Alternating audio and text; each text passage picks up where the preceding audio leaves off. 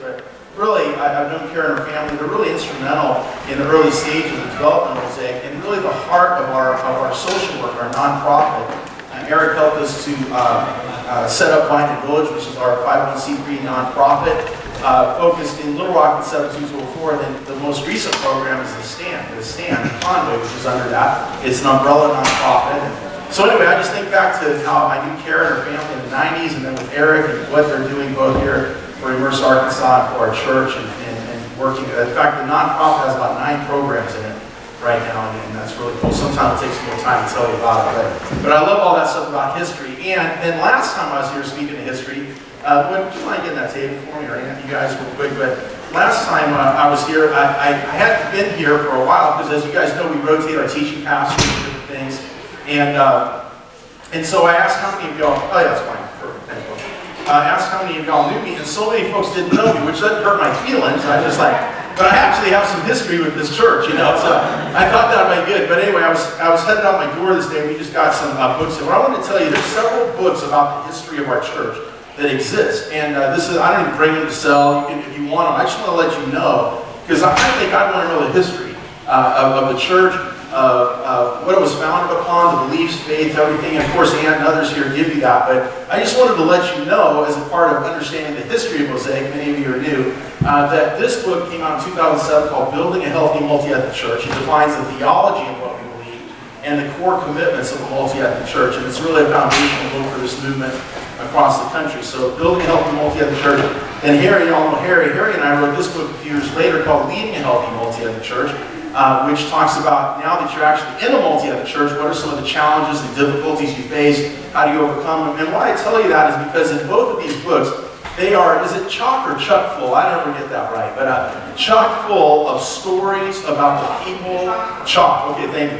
I guess that's probably spelled C-H-O-C-K, probably, right? Okay, chock full of stories, I mean, and of our failure. Like, these are not books like, hey, we're so great, let me tell you how to do it. It's really all the things we've done wrong, what we've learned from it. There are tons of stories about people and experience in our church. And to me, I mean, again, I like history. So to me, it might be worth picking up on Amazon or Ann or anybody can get you these books. But just know that a lot of the history of our church is contained in these books, and you do that. And then I was thinking about the Shut baby this morning. Unfortunately, that child is doing well and getting healthy, but a lot of children don't. As you know, my wife and I buried our 3rd child way back in 1995, and out of that came this book that my wife wrote called Mommy, Please Don't Cry.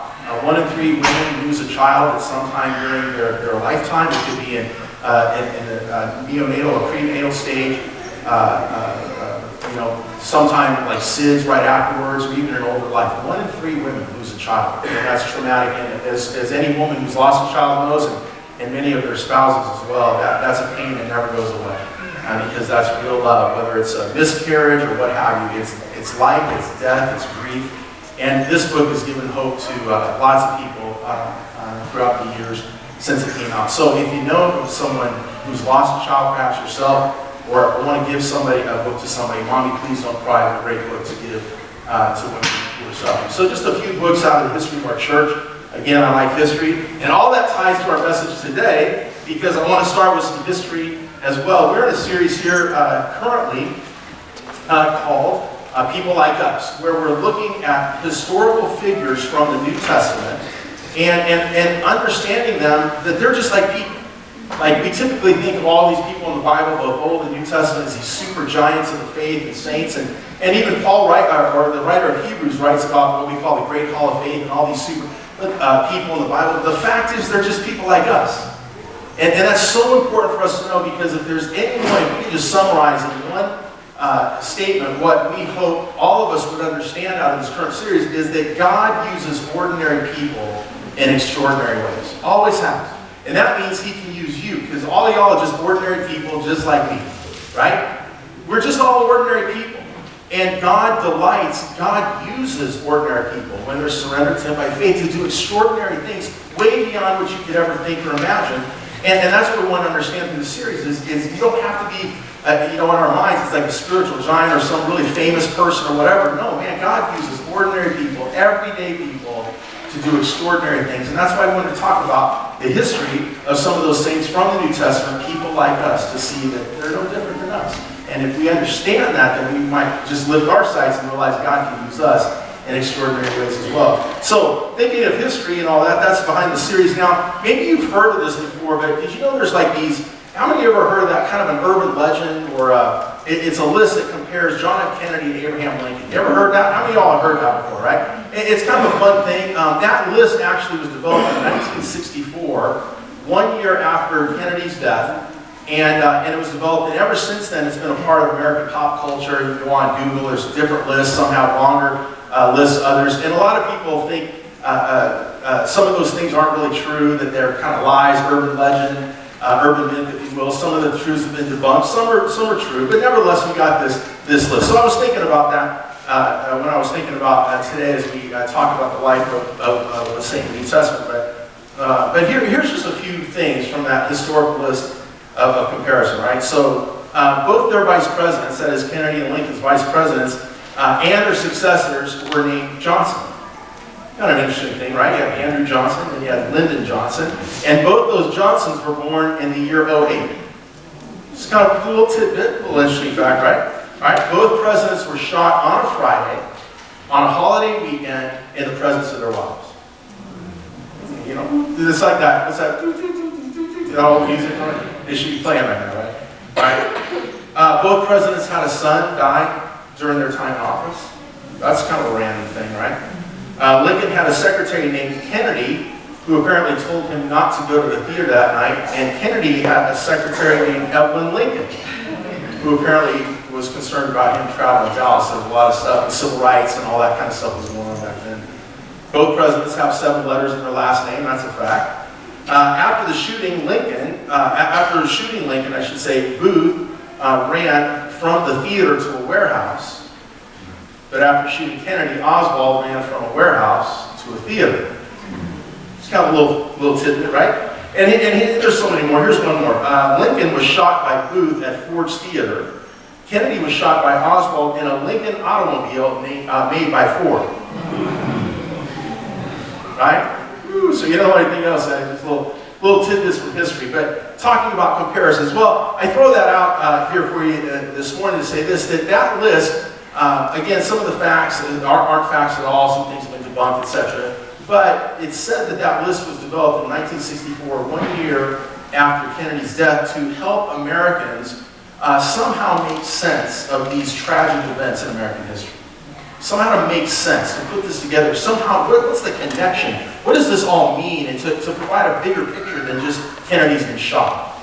And so some say that that's where the list developed from, helping people make sense by way of comparison. Well, that's a great lead-in, I suppose, as we look at the life of a man in the New Testament this morning. You know, Harry was here last week. Harry, I'm married, right? Say that 3 times fast. Harry, I'm married, right? He was here. We're going to look at her spouse this morning, a guy named Joseph. All right, so if you get out your Bibles, Matthew chapter 1, and we're going to see how we're going to learn about Joseph actually is by comparison. The same way kind of thing. We're going to try to learn some things about him by way of comparison. And the reason I show that is because similarly to this comparison, that is Kennedy and Lincoln kind of deal, similarly in the opening chapters of Matthew, we find the author, that is Matthew, helping the Jews to somehow make sense of the tragedy of Christ's death, or really just what's going on, the events. So that's what's going on in the early chapters of Matthew. That's really what the book is about. Matthew is a book, evangelistic gospel, the story of Jesus, written to the Jews. And he's trying to help the Jews make sense of all that has happened concerning life, death, burial, and what they purported to be, and what we believe, of course, the resurrection of Christ. So Matthew has put together a gospel. Some people in our country put together a list that makes sense of things. Matthew put together a gospel particularly to help the Jews make sense of Christ and all the events surrounding that, and the promised Messiah, etc. And so in the opening chapters there of Matthew, that's what he's doing. And in so doing, what I want you to see here for a few moments this morning is that by way of comparison, Matthew is helping Jews compare Joseph of the New Testament, right out of the gate, to the Joseph of the Old Testament. And here's the thing, as you're going to see, there's not a lot written about Joseph in the New Testament. So we talk about, hey, what could we learn from Joseph and all that? There's not really that much. But what I want you to see is we learn a whole lot more about him through comparison. And Matthew's doing the same thing because he's drawing by way of comparison imagery for the Jews when he's talking about Joseph, comparing him to the Joseph of the New Testament, comparing to the Joseph Old Testament, and that's how we can learn much more. And so doing, we get then a glimpse into the life and the character of what we might call as otherwise an unsung hero of the New Testament. Because really, at the end of the day, that's kind of what Joseph is. He's like an unsung hero of the New Testament. In fact, I looked up the definition of an unsung hero. And here's the definition. It's a role model whose generous acts of compassion, strength, selflessness, perseverance, and sacrifice make a profound and positive difference on the course of history. Isn't that interesting? Their life, their sacrifice, their faithfulness, the things that they do, otherwise out of the limelight, have a significant, profound, and positive effect on the course of history. And that's exactly what Joseph of the New Testament is. He's like an unsung hero, in a sense, almost behind. You know, I mean, it was today's age. I mean, look, if I was the earthly father of Jesus, dude, I'd have 3 million followers on Twitter. Okay, you know what I'm saying? My Facebook page would be blowing up. I mean, I'd be on Oprah. I'd be everywhere, right? I mean, you think you're the earthly father of Jesus. And there's hardly anything about it in the New Testament, right? Jesus at the center of it all. We sang that earlier, right? Joseph's the guy who modeled that. It's not about me. And even the writers understood that. So we have to look for some things to learn about him by way of comparison. And by the way, in fact, Kara's dad taught me this years ago. Marlon, who's since gone to be with Jesus, but he talked about in marriage how they call it the water rises to its own level. And I never thought about that before, but I used it in marriage. So when you pour a cup of water, like you don't have one side higher than the other. Water always equalizes. It rises to its own level. And he has these principles in his teaching that's still available by video, etc. But water rises to its own level. So people marry equally. And it doesn't always look like that. It doesn't on whether, but emotionally, all kinds of things that people tend to marry. I mean, water rises to its own level. Now, why I say that here is because, look, we know a lot about marriage. I mean, to this day, people in this world are still talking about marriage, thinking about marriage. Some people even worship marriage, pray to marriage. Okay, who does that to Joseph? You know, I mean, but the thing is, water rises to its own level. So Joseph's a stout dude, right? He's equal to Mary.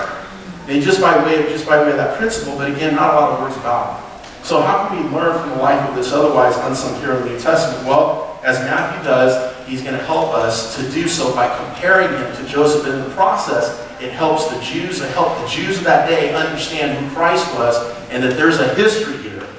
Things going on today make sense when you look back at history, and that's his point. So, first of all, in Matthew chapter 1, let's see how that is, right?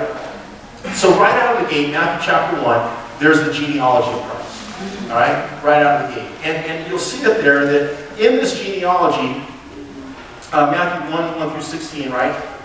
You take a look at the name of Joseph. It talks about his father. Who's his father? You see it there? I think in this one it's at the very end, around verse 15 or 16. Isn't that right, Anthony?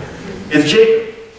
If you're a Jew reading or hearing the Gospel of Matthew in the first century, and you heard, and Joseph's father was Jacob, you would instantly transport yourself back, 1,500, 1,800 years, whatever it was, back to Joseph of the Old Testament, whose father was named what? Jacob. Direct comparison. And you know that right out of the gate, right? That they had the same father. And more than that, what Matthew's doing is showing that the Davidic line of Jesus. Because Christ had to be a prophet, the Messiah had to be a prophet, a priest, and a king. No one in the Old Testament occupied all three of those offices. There were prophets and priests, there were kings, there were prophets, but the Messiah, it was said, he would have to be prophet, priest, and king. So it was very important that Jesus was shown to be from the Davidic line, from this promise. Remember, Jesus talks about the covenant of David, and your generations will rule forever. Right? And this is part of prophecy. So not only in showing the connection to Joseph through the name Jacob, but also showing Davidic lineage for the Messiah, that this is who Jesus was. And Matthew's doing that right out of the gate. Now, in Luke chapter 3, if you don't have to flip over there, you can if you want. But in the New Testament, there's two genealogies.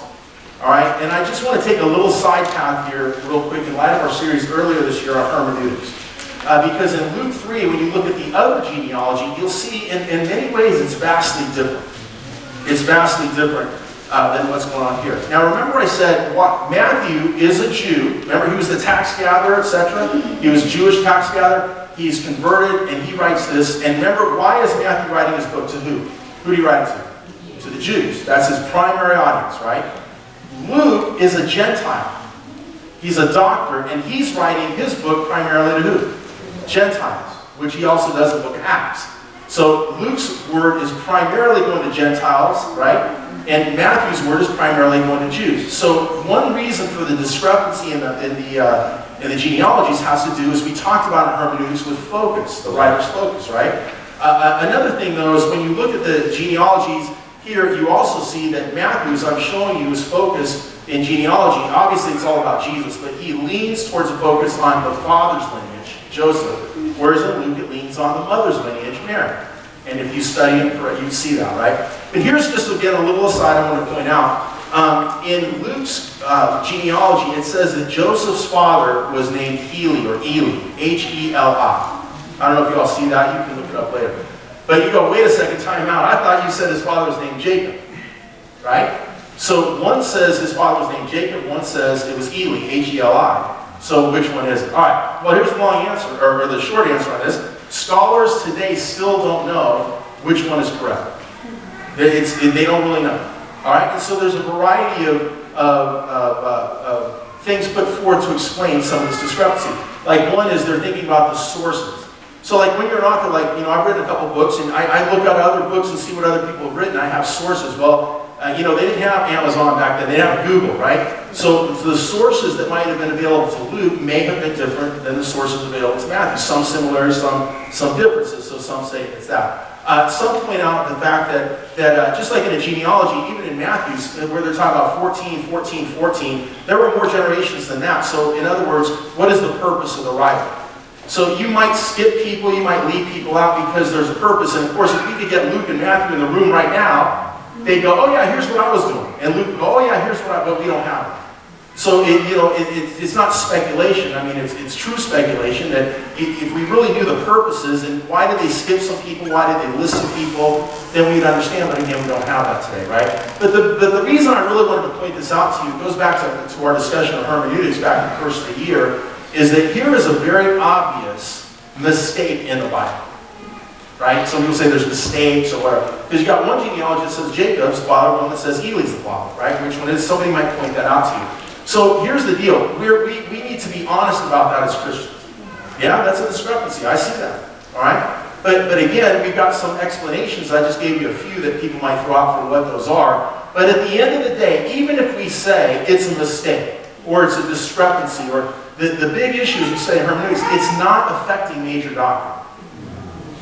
You see what I'm saying? So virgin birth, now that's a major doctrine. So if you got one writer going, hey, he was born a virgin, one writer saying he wasn't, now we got a big problem with that. If somebody's going, he was resurrected from the dead, or he's still in the ground, that's a big problem. You see what I'm saying? But some of the discrepancies in numbers or here in the name of a father, that we can be honest about that. I think sometimes Christians are trying to just defend everything. Just be honest about it. We don't really know everything. Right? Purpose, sources, etc. But what we can say with certainty is it's not a major doctrinal issue. Right? And there is no discrepancy. That you can say for certain. There's no discrepancy in the Bible affecting major Christian doctrine. No. So just a little aside on the genealogy. So the first thing, as Matthew writing to Jews to try to make sense of the events of his time, for the Jews to obviously ultimately explain and lead them to Christ, is starting out with the genealogy, showing Davidic lineage for Jesus, but leaning to Joseph, and this comparison, he says Jacob's his father, Jews would have made the connection. All right? Secondly, like Joseph in the Old Testament, we see similar character qualities in the life of Joseph in the New Testament. Check out chapter 1, verse 19. Matthew chapter 1, verse 19. It says this, because Joseph, her husband, was faithful to the law, and yet did not want to expose her to public disgrace, he had in mind to divorce her quietly, right? So in this verse right here, we pick up a couple character traits of Joseph. First of all, we see he's a God-fearing Jew, not merely in ethnicity or just mere religion, right? Like today, you can be born a Jew, people go, I'm Jew, they don't even believe in God somewhere, right? It's just an ethnic thing, right? I'm Jewish by birth, I'm an ethnic Jew, but I don't believe in Judaism, I don't believe in God. People are like that. You got that with Christians. People go to Baptist church or Catholic church or whatever, and they just go through the religion of it all, but they really don't have a relationship. They're not necessarily God-fearers. But it says here about him that he's faithful to the law. That's a comment to say he's not just going through the motions, he's actually faithful to the law and to what it says. And we remember Joseph was the same way, wasn't he, in a variety of ways in the Old Testament. And it says here, secondly, that he didn't want to expose her, which tells you a couple things. One is to be betrothed in those days was equal to being married today. So it's like fiancés, right? We're not married yet, but we're engaged, equal in Jewish law. So they're talking divorce here, even though they haven't been formally married. And in not wanting to expose her, think about that. What he's really doing is thinking of her above himself, right? Because if you were the guy, if you were Joseph, and your fiance shows up pregnant, and you tell all your friends on Facebook, yeah, man, it's just amazing. I don't know what happened. I'm just pregnant. You know? You see what I'm saying? Like, try to explain that. Right? God did this to me, I promise, right? I mean, you see what I'm saying? So shame would have come on her, but shame would have equally come on Joseph. Man, your wife out with somebody else, or maybe thinking about you slept with her before you were married. I mean, you see what I'm saying? So there would have been equal shame on Joseph, but there's no hint he's worried about that. He's thinking about her. He wants to put her away quietly so as not to disgrace her, which again tells us something about the character of Joseph here in the New Testament. And also in this, when it talks about being faithful to the law, and even in this kindness exercise, later on, of course, Paul will define the fruits of the Spirit: love, joy, peace, patience, kindness. Remember all that? And you see all that here in Joseph. Love, kindness, gentleness, faithfulness, self-control. You know, you don't see a guy going, what do you mean she's pregnant? You know, like just ranting and raving, right? It's just, hey, it's cool. We'll deal with it, God. We can handle this. We'll walk through it, right? Self-control, you see all that right there. So these later, what Paul defines as the fruits of the Spirit, you can see that in just these comments about the character of Joseph, the father, earthly father of Jesus in the New Testament. So, first of all, just one comparison: father's name Jacob, right? Second, you see the kindness and the fruits of the Spirit, faithful to the law, as was Joseph. What again Paul will call the fruits of the Spirit later on. And here's another comparison, and there's probably more, but just this morning, the final one. Just think about this. Like Joseph in the Old Testament, God speaks to Joseph in the New Testament through dreams. And that's probably the biggest deal. Matthew's the only gospel that tells us about the dreams of Joseph. And why would that be? Matthew, Jews, Joseph in the Old Testament, dreams, supernatural. All this stuff is foretold, it's prophetic. God is at work in all these events of our time. You see what I'm saying? So, in fact, there's 4 dreams listed in Matthew chapter 1 and 2 that Joseph of the New Testament has and encounters the angel of the Lord, which is another way of God speaking to him. And see the same phrase in the Old Testament. But through at least 4 dreams, as recorded in Matthew, God is speaking to Joseph in the New Testament as he did in the other one. So, take a look at these 4 dreams real quick. Here's the first one, Matthew chapter 1, verse 20. But after he considered this, that is, divorcing Mary, putting her away privately, an angel of the Lord appeared to him in a dream, said, Joseph, son of David, do not be afraid to take Mary home as your wife, because what is conceived in her is from the Holy Spirit. She will give birth to a son. You are to give him the name Jesus, because he will save his people from their sins. And all this took place to fulfill what the Lord had said through the prophet. The virgin will conceive, give birth to a son, and they will call him Emmanuel, which means God with us. When Joseph woke up, he did what the angel of the Lord had commanded him, and he took Mary as his wife, but he did not consummate their marriage until she gave birth to a son, and he gave him the name Jesus. Now, when you read that and take a look at it, one of the things you see right away is that Joseph accepts and does not reject his calling immediately. What I could call immediate obedience. And sometimes you see that in the Bible, right? There's an immediate sense. It says, and when he woke up, he did what the angel said. Now, in my mind, and again, people, in those days, they would make these connections. Because I'm thinking, if I can make this connection 2,000 years later, certainly people on the ground or Jewish seeking that heritage would make it. But when I hear, and the Lord said it, and he woke up and he did it, you know what I think of immediately is Genesis chapter 12. Abram. God said, leave your people, leave leave your land, do this, and I'm going to, where are we going, God? I don't know. I'll show you when you get there, just go. Verse 4, it says, and he got up and he left. Now, Abram's different than Moses. God says to Moses, go speak to the Pharaoh. What do you mean? Look, I don't know how to speak, man. I'm not a public speaker. Are you kidding me? 5 times Moses argues with God like, I'm not the guy. Right? So you see, here's a couple saints. That's what this whole thing's about. We're all normal people. Moses and Abram are different in terms of the immediate obedience. Right? Moses drags his feet a little bit, but he finally gets in the game. Abram, boom, he's on, and so is Joseph. Right here. He hears a dream, God speaks, he wakes up, boom, doing it. Right? So he embraces, accepts his calling, doesn't reject it. And then also, think about it, it says, do not be afraid to take Mary home as your wife, which would tell you what? If you read that, if an angel's telling you, don't be afraid to take her home, what does that tell you? You're afraid to take her home as your wife. And see, God is speaking to his fear. That's how God often speaks to all of us. We have fears. What is the opposite of fear? Faith. See what I'm saying? We get afraid because we look at ourselves. We get faith when we look to God. And so the point is, the angel is speaking to his fear. Says, don't be afraid to take her home. Go ahead and do it because I'm behind us, God's behind us, etc. And so he speaks, the angel of the Lord speaks to his fear. He encourages faith again, kind of the immediate obedience as we see there. And Joseph puts on. So now one quick aside, and I like history and all this. This one part here where it says, and he did what the angel commanded, took him away, and verse 25, but did not consummate the marriage until she gave birth to a son. Okay, now any of you that were raised in other faith traditions, as I was, some faith traditions, you might have heard of a thing called the perpetual virginity of Mary. Anybody ever heard of that? That when they say Mary's a virgin, that means she was a virgin forever. That she never had intimate relationships with a man. Perpetual virginity, all right? Well, according to this verse right here, Matthew 25, it says he did consummate it until he had a son, right? So, and then take a look at this. It says in Matthew chapter 13, verse 55, 56, I'll just read it for you. Remember, this is when Jesus is out doing public ministry and he's doing his thing, and they're up in their hometown region, and people there, they go, isn't this the carpenter's son? Isn't his mother's name Mary? And aren't his brothers James, Joseph, Simon, and Judas? Aren't all his sisters with us?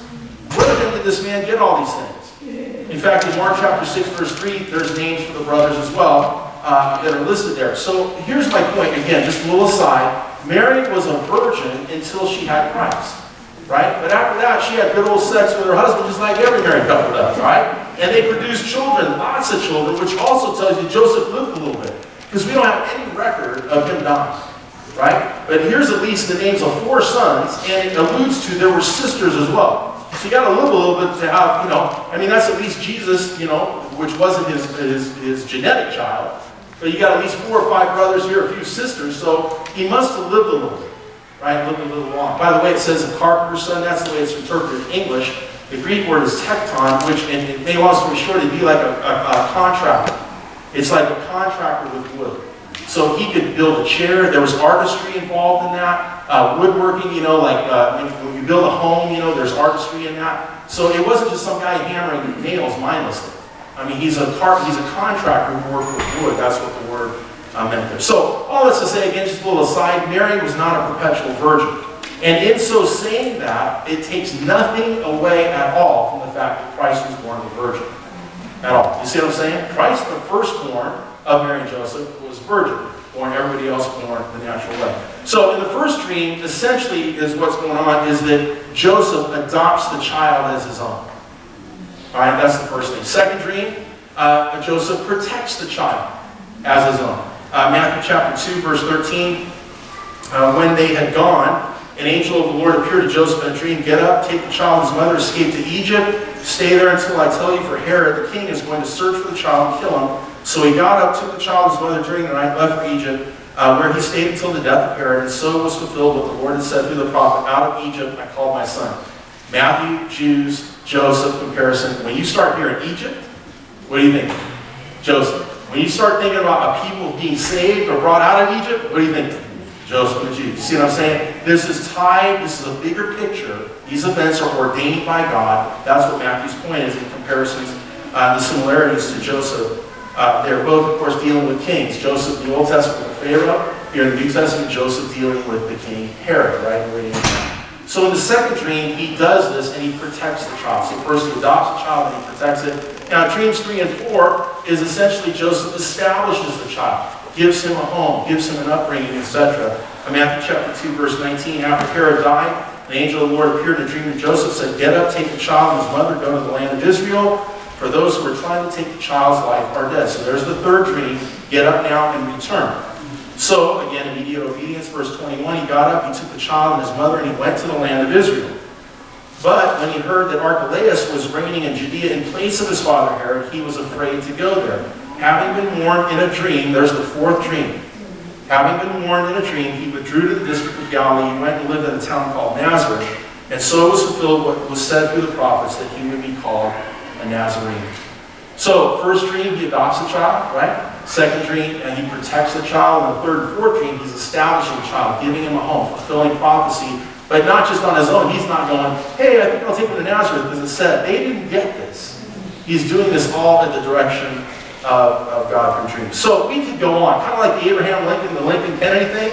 We could go on with a bunch of comparisons. But again, the point is, Matthew writing to Jews is comparing Joseph to the Joseph new to old, helping to make connection, make sense of all the events that day, so the Jews would get this, that God was behind all this, death, burial, resurrection, what we call the gospel of Jesus Christ. Again, we could go on about the two Josephs. They share the same name, share the same name of father, Jacob, right? There's a mention of Rachel, we didn't say. Matthew 2:18, and the slaughter of the innocents. Remember Joseph in the Old Testament, remember his mother's name was Rachel. And here in Matthew 2:18, there's a mention of Rachel, the dreams. There was threats to death. Joseph was threatened to death in the Old Testament. Jesus in the New through his father Joseph. The flights to and coming out of Egypt, the involvement with the king. Sexual purity. Remember Joseph in the Old Testament is faithful to the law, does not get involved with Potiphar's wife. And then here in the New Testament, this Joseph does not get involved with Mary sexually until such a time as she's given birth. So there's comparison there. Both are given tremendous responsibility for the people of God, right? Joseph for the Jews, and later Joseph for the Son of God, who would give life to the greater people of God. And both can be seen as kind of patriarchal. In fact, it's kind of like father figures. And in fact, Joseph in the New Testament is kind of like the last father figure, the last great father figure of the Bible into the New Testament, right? Well, again, what else can we learn from Joseph? Just quickly to finish up, Luke chapter 2 is the only other place. Remember I talked about this, the focus on Mary. But here are just a few things that are said. Joseph, we see in Luke 2, he takes his pregnant wife to Bethlehem due to the census. He receives with Mary the shepherds. Remember that? They present him in the tent. Then they present Jesus in the temple 8 days later for circumcision. We see Joseph marveling with Mary at the words of Simeon, "Hey, now I can die, because my prayers have been answered. I've seen the child with my own eyes." Later on, we see about, which will be 12 years later, remember Joseph and Mary are anxiously searching for Jesus. They're in this caravan, they've left, they've gone to the temple. Apparently Jesus stays behind, he's teaching the temple, which shows you how big a family must have been traveling. Not only their own immediate family, but everybody else. I mean, if you go 3 days and not know your 12-year-old is missing, man. You see what I'm saying? That's just a huge family. You just made a lot of assumptions that Andy so-and-so's got him or something, right? But he didn't. And so we see Joseph worried about this with his wife. And in that passage, when it talks about how they went back and found him, it says that Joseph and Mary were amazed at his state, because he's like, I'm in my father's house doing his business, right? And it says that they're amazed at that. And the point is, Joseph and Mary still didn't get it. In Luke's gospel, Mary is always storing things up in her heart, which is basically the way he says she's trying to put two and two together, right? And Joseph was doing the same thing. Even later on in the public ministry of Jesus, the brothers, everybody doesn't get it. Mary too, man, just come on, man, you're making a scene. Let's just go home. You know, think about what it'd be like to be the family, the brother of Jesus, you know, like the brother of God. I mean, that'd be just crazy. You wouldn't be able to make sense of it, let alone his father. And so you see that with Joseph and Mary, and of course not understanding what he says, as I mentioned. Now, other than the genealogy in Luke 3, as we already talked about, the Eli versus Jacob thing, and in Matthew 13 and Mark 6, where I talked about, doesn't he have other brothers? I mean, that's it. You just got everything there is to know about Joseph in the New Testament. I just gave it to you. The Father, earthly Father of Jesus Christ, because that's it. We don't have a lot to draw on. So the conclusion then is this, that Joseph remains somewhat, as I mentioned at the beginning, an unsung hero for us of the faith in the New Testament, but nevertheless a great example of simple faith and a relationship with God. Here is a man who had a simple faith, a real relationship with God, and that enabled him to hear from God, to obey God, and to be blessed. Do I need to say that again for you? Simple faith, right? Simple relationship. No big fanfare, 1 million Twitter followers, $100,000 speaking fees, right?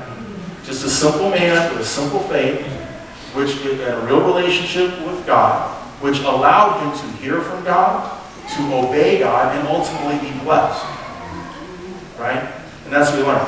So by faith, Joseph embraced what came his way.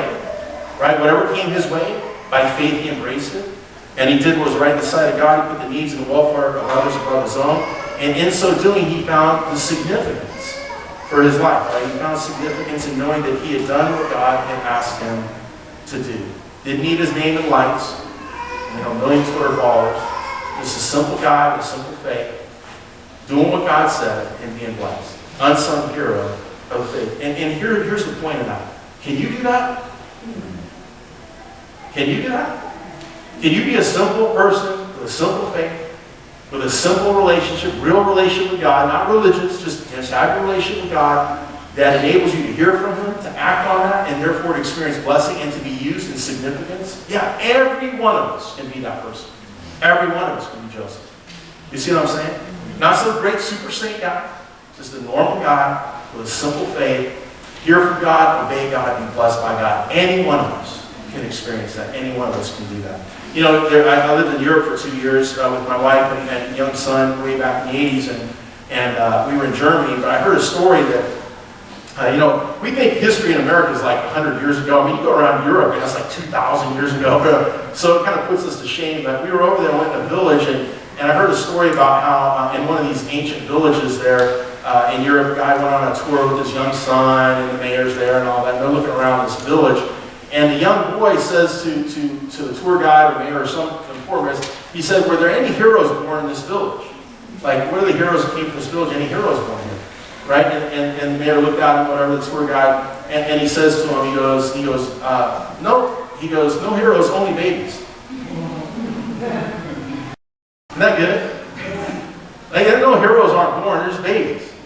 And they grow up to be heroes, whether known heroes, unsung heroes, just because they do what's in front of them by faith. They hear from God, they obey, they experience blessing. And they become heroes of the faith. But no heroes aren't born, they're made. Babies are born. Right? And we can all be an unsung hero, or even a known hero, whatever it is, whatever God's path is for you, we can all experience what He did. So, embracing God's will for us then from day to day by faith is something any of us can do. Amen?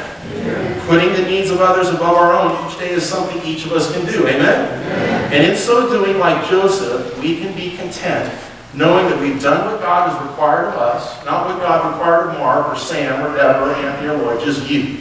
What does God require of you?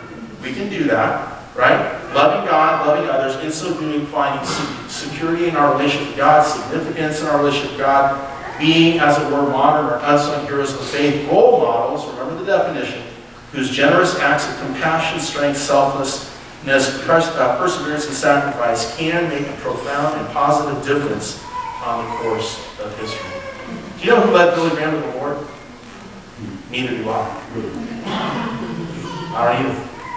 But that guy led Billy Graham to the Lord, and he had a profound impact on human history, didn't he? We can be that kind of guy, just like Joseph in the New Testament. People like us. Amen? Amen. So, Father, thank you for the life